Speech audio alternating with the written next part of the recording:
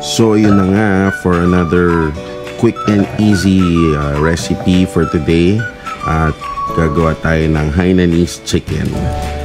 Yan. So this is a one pot recipe. So here gagawa lang tayo nung pinaka sauce, ginger and leeks.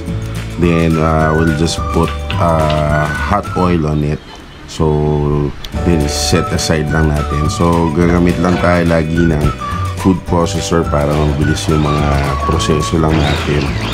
So food processor lang natin yung luya, then we'll add the leeks again, and then yung ating hot oil. So yan, once na durog na po yan, ganito na po. Yan. So mabilis lang po to, tapos isang pot lang, isang rice cooker lang po natin sa iluluto. So ayan na po yung ating hot oil. So pwede na natin to iset aside. Then ito yung magiging ating sauce. Then add salt lang po. Then sa isang rice cooker, meron na po yung rice na nalinis na po natin. Ihalo na po natin yung na-marinate natin na chicken.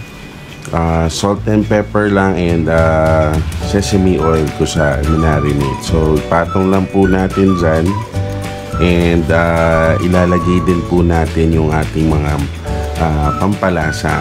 So huwag nyo kalimutan mag-add ng salt, and dito naglagay din kami ng konting turmeric, leeks, onions, and yung luya. So pagka niluluto nyo to, para itong amoy lugaw or amoy tinola, parang ganun po. So halo nyo lang po dyan. Then ganito po yan. Add po kayo ng salt, pepper, and yung turmeric for the color. Then i-start na po natin yung ating rice cooker. And then pagluto na po, ganito na po ang magiging itsura niya. So napakadali lang po nito. Sa rice cooker nyo lang po sa gagawin, and isang pindot lang, and then hintayin nyo lang sa maluto. Then ganito na po yan. Ayan ang kakalabasan po niyan. So Hainanese chicken po ay from Singapore.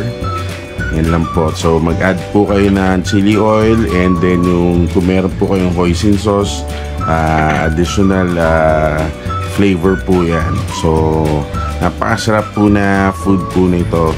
Simpleng gawin, napakadali. Kung kayo maraming ginagawa, isang pindot lang sa rice cooker, tapos na po yan. So yan, try nyo na po ulit sa inyong mga bahay.